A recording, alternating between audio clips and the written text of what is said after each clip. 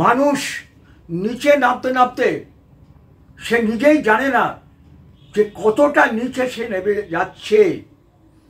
কেন?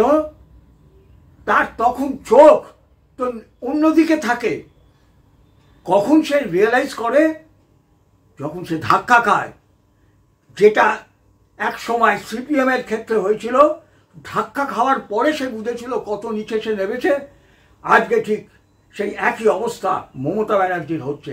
মমতা ব্যানার্জি ক্রমশ এখন নিচের দিকে নামছে।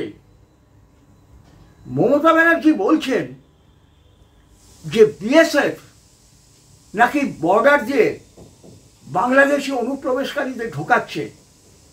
আমরা কি করব? বর্ডার তো পাহারা দেয় বিএসএফ, কেন্দ্রীয় সরকারের। আমরা কি করতে পারি? এবারে তারা ঢুকে তারা বিভিন্ন জায়গায় ছড়িয়ে পড়ছে। এটা তো আমাদের কাজ নয়। যারা বর্ডার পাহারা দিচ্ছে তাদের উচিত এদেরকে রুখে দেওয়া। আচ্ছা মমতা ব্যানার্জি, আমি ধরে নিচ্ছি বিএসএফ আন্ডারস্ট্যান্ডিং করে পশ্চিমবঙ্গকে বদনাম করার জন্য এদেরকে বর্ডার ছেড়ে দিচ্ছে, এরা ঢুকে যাচ্ছে। কিন্তু এই যে বারুইপুরের হারদহ গ্রামে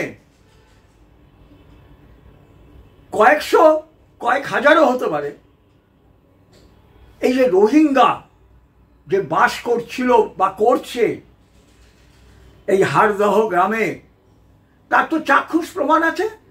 এই চাক্ষুষ প্রমাণটা আপনারা সবার আগে দেখুন।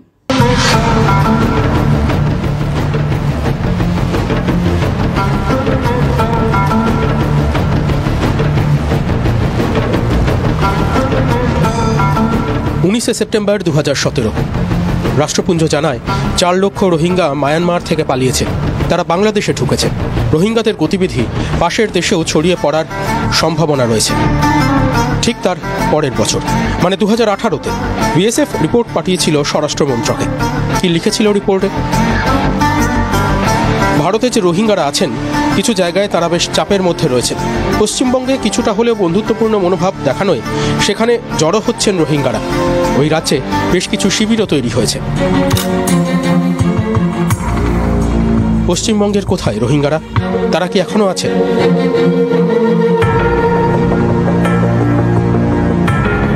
দু 2025-এ তার খোঁজ করতে গিয়ে TV9 বাংলা খোঁজ পায় বারুইপুরের হারদহ গ্রাম পঞ্চায়েতের। হারদহের একটা গ্রামের নাম কি জানেন? রোহিঙ্গা গ্রাম। কেন এমন নাম? এই গ্রামে একটা সময় কারা থাকতো? এখানে রোহিঙ্গারা থাকতো। কত কত লোক থাকতো? থাকতো অনেক। তারপরে কি হলো? চলে গেছে। হারদহে, বিশেষ করে পশ্চিম হারদহে প্রায় 300 রোহিঙ্গা ছিল। এখন তারা কোথায়? আপনাদের গ্রামে তো এখানে একটা সময় রোহিঙ্গারা এখানে আশ্রয় নিয়েছিল। নিয়েছিল। আচ্ছা, এখন কিন্তু তারা নেই, সে অনেকদিন আগে। আচ্ছা, রোহিঙ্গারা নাকি হারদহ থেকে পাত্তারি গুটিয়েছে। কোথায় গেছে কেউ জানে না। কিন্তু হারদহে যে রোহিঙ্গারা ছিল সেটা স্বীকার করতে আটকাচ্ছে না তৃণমূলের পঞ্চায়েত প্রধানেরও। এখানে ওনারা ছিলেন 2017 সালে এরকম হবে। তখনও আমরা এখানে ছিলাম ক্ষমতায়, আমি অ্যাজ এ প্রধান হিসাবেও ছিলাম। তো দেখেন, স্বইচ্ছায় তো কেউ নিজের দেশ এবং নিজের বসত বাড়ি সব কিছু ছেড়ে তো কেউ আসে না। তো মানবিক হিসাবে আমরা যতটুকু করতে পেরেছি, একটা মানুষের পাশের মানুষের বিপদে যতটুকু সম্ভব আমরা মেম্বারদের নিয়ে যতটুকু সম্ভব আমরা থাকার চেষ্টা তখন করেছিলাম। মমতা ব্যানার্জি, আপনি দেখলেন আপনার সর্বাধিনায়ক যে ডিজি রাজীব কুমার, তিনি দেখলেন। যদি দেখে থাকেন তাহলে এই লোকগুলোকে বিএসএফ ঢুকিয়েছিল আর তাদেরকে খুব ভালোভাবে ওই গ্রামে, হারদহ গ্রামে, বারুইপুরে কারা লালন পালন করেছে? আপনারই গ্রাম পঞ্চায়েতের এক মহিলা সদস্য দেখাচ্ছে, গ্রাম পঞ্চায়েতের প্রধান যিনি, বলছেন কি করব? মানুষ কি নিজে ইচ্ছে করে তার দেশ ছেড়ে আসে? ওখানে অত্যাচারিত হচ্ছিল তাই এখানে এসেছে। তাই মানবাধিকার খাতিরে আমরা যতটুকু পারছি সাহায্য করছি। আচ্ছা, এবারে ধরুন মানবাধিকার খাতিরে যদি ওইখানে হিন্দুরা আসতো ও মুসলমান পঞ্চায়েত প্রধান এই হারদহ গ্রামের, আপনি তাকে সাহায্য করতেন? কখনোই করতেন না। যেহেতু তারা মুসলমান, তাই আপনি তাদেরকে সাহায্য করেছেন। এবং পরবর্তীকালে ওই যেরকম জাকির দা আছে, আরও অনেক দাদা আছে, তাদের দ্বারা তারা ভোটার কার্ড, আধার কার্ড ইত্যাদি করে নিয়ে তারা ছড়িয়ে পড়েছে। এইভাবে লক্ষ লক্ষ রোহিঙ্গা এই দেশে ঢুকে পড়ছে, আর তাদেরকে থাকার ব্যবস্থা করে দেওয়া হচ্ছে এই পশ্চিমবঙ্গের বিভিন্ন জায়গায়। এই তো সল্টলেকের শাহ ইনস্টিটিউট অফ নিউক্লিয়ার ফিজিক্সের ওখানে রোহিঙ্গা কলোনি আছে। দুদিন পরে তারা হাওয়া হয়ে যাবে, আবার নতুন লোক আসবে। আমি বিভিন্ন স্টেশনে দেখি যে 2-4টে বেশি থাকে না, 2-4টে করে পরিবার, হতদরিদ্র পরিবার তাদের বাচ্চা কাচ্চা নিয়ে আছে, আবার 2-4 দিন পরে চলে যাচ্ছে, আবার 2-4 দিন পরে আবার নতুন লোক আসছে। অর্থাৎ তাদের ব্যবস্থা হয়ে যাচ্ছে, তারা চলিয়ে যাচ্ছে, তারা ভারতে ছড়িয়ে পড়ছে। কোনো কোনো জায়গায় ধরা পড়ছে, যেরকম দিল্লিতে ধরা পড়েছিল, 90-80 জন তাদের পাঠিয়ে দেওয়া হয়েছে। 2017 সালের রাষ্ট্রপুঞ্জের রিপোর্ট যে 4 লক্ষ রোহিঙ্গা তারা মায়ানমার থেকে তারা বাংলাদেশে পালিয়ে এসেছিল। কোথায় বাংলাদেশে এখন রোহিঙ্গা? তারা তো শুধু ভারতেই ঢুকছে। আর আপনি আপনার বিএসএফকে ছোট করবার জন্য একটা, যে বিএসএফ হচ্ছে একটা আমাদের যে সেনাবাহিনী, তারই একটা অঙ্গ। বিএসএফ হচ্ছে তারই অঙ্গ একটা, যারা বর্ডারকে রক্ষা করছে, ফার্স্ট হ্যান্ড বর্ডার রক্ষা করছে। যদি বিদেশি আক্রমণ হয় তাহলে বিএসএফ তারা রক্ষা করবে, পরবর্তীকালে সেনা আসবে। সেই ভারতীয় সেনার একটা অংশকে আপনি অপমান করছেন। কেন করছেন? কেন করছেন? শুধুমাত্র আপনার ভোটে জেতার জন্য, আর কিচ্ছু না। স্রেফ আপনি ভোটে জেতার জন্য। আপনার অন্য কোনো গোপন হিডেন এজেন্ডা থাকতে পারে যে এইটাকে আমি দারুল ইসলাম বানাবো, কিন্তু আমি সেইখানে যাচ্ছি না। আমি যাচ্ছি যে শুধুমাত্র ভোটে জিতব, আমি এবং আমার পরিবার সুখে শান্তিতে থাকবো, অ্যাফ্লুয়েন্ট থাকবো, আর সাধারণ মানুষকে সামান্য কিছু ছুঁড়ে ছুঁড়ে দেবো, দিয়ে আমি আমার পরিবার যারা এককালে প্রচণ্ড সংগ্রাম করেছিলাম তারা ভালো থাকবো। দেশ, এটাই হচ্ছে আপনার একমাত্র এজেন্ডা। কারণ আপনি জানেন যে হিন্দুর একটা বিরাট অংশ আপনাকে এখন আর ভোট দেয় না, আপনাকে ঘৃণার চোখে দেখে।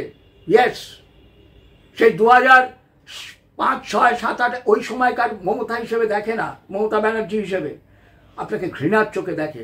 তাই 35% যে কমিটেড মুসলিম ভোট, সেই ভোট পাওয়ার জন্য আপনি এই রোহিঙ্গাদের এখানে এনে বসাচ্ছেন, বা অন্যরকম যে কোনো রকমের তোষণ নীতি চালাচ্ছেন। আর বামপন্থীরা ভাবছে এই রে গেল বোধহয়, আমাদের বোধহয় মুসলিম যদি কিছু থাকে গেল বোধহয়। তারা এখন কি করছে, তাদের যে একটা কালচারাল হলো, সেখানে বাংলাদেশ থেকে রেজওয়ানা চৌধুরী বন্যাকে তারা ওখানে এনেছে।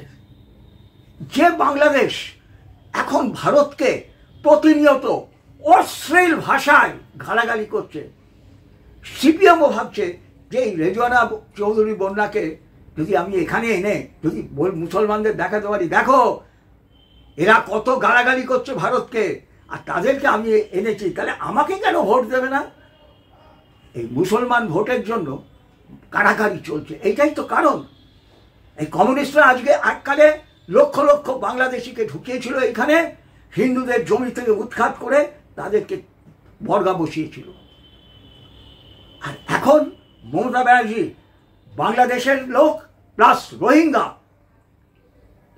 ঢুকিয়ে ঢুকিয়ে আমাদের এই পশ্চিমবঙ্গকে ধ্বংস করছে, শুধুমাত্র মুখ্যমন্ত্রী থাকার লোভে, সুখে শান্তিতে থাকার লোভে। এই জিনিস কিন্তু চলতে পারে না। কেন্দ্রীয় সরকারকে ব্যবস্থা নিতে হবে। দিনের পর দিন টিভির পর্দায় প্রধানমন্ত্রী বিভিন্ন রকমের ড্রেস করে এসে খুব সুন্দরভাবে লেকচার দিয়ে যাবেন, আর আমরা আর এই বাঙালিরা, এই বাংলার যারা ভূমিপুত্র, আমরা মরবো এইভাবে। কেন আমরা মরবো এইভাবে? কই ইংরেজ আমলে তো আমাদের এই জিনিস ছিল না। আমি বলবো তাহলে ইংরেজ আমল ভালো ছিল। আমাদের বাড়ির ছেলেমেয়েরা তারা ব্রিটিশ ফার্মে চাকরি করত, তারা অনেক ভালো ছিল। আজকে প্রতি মুহূর্তে কেন আমাদের ঘরের মেয়েগুলো অনিশ্চয়তার মধ্যে ভুগবে? কেন আমাদের ঘরের মেয়েগুলোকে এইভাবে তুলে নিয়ে গিয়ে দিনের পর দিন ধর্ষণ করা হবে? কিসের জন্য? শুধু আপনি মুখ্যমন্ত্রী থাকবেন? আর প্রধানমন্ত্রীকে বলছি, আপনি যেহেতু বাঙালি, বাংলা এদেরকে আদার দ্যান বেঙ্গলের একটা বিরাট অংশ হিংসার চোখে দেখত, সেই যখন দেশ আমাদের রাজধানী ছিল কলকাতা, তখন আমল থেকে বাংলা তখন ছিল সব থেকে বেশি সামনে, যে হিংসার চোখে দেখতো, সেই হিংসার চোখে দেখা কি এখনো আপনারা রাখবেন? তার জন্য এই বাংলা যদি গোল্লায় যায়, বাংলা কি ভারতের অংশ নয়? বাঙালি কি আপনাদের ভারতের লোক নয়? এই বাঙালি কি আর্মিতে যায় না? তাহলে কেন তারা তাদের চোখের জল ফেলবে? আর আপনারা সুন্দর সুন্দর ড্রেস করে পৃথিবীর এই টিভির পর্দায় এসে বা বিভিন্ন অনুষ্ঠানে গিয়ে বক্তৃতা দেবেন? এই জিনিস চলতে পারে না, এই জিনিস চলতে পারে না। এই জিনিস একদিন ফেটে ফুটে বেরোবে, আর যদি ফেটে ফুটে না বেরোয় তাহলে এই আগ্নেয়গিরির অগ্নিপাতে সারা ভারত ধ্বংস হয়ে যাবে বলে গেলাম। মিলিয়ে নেবেন আমার কথা, মিলিয়ে নেবেন, মিলিয়ে নেবেন। জয় মা কালী, জয় মা কালী, জয় মা কালী।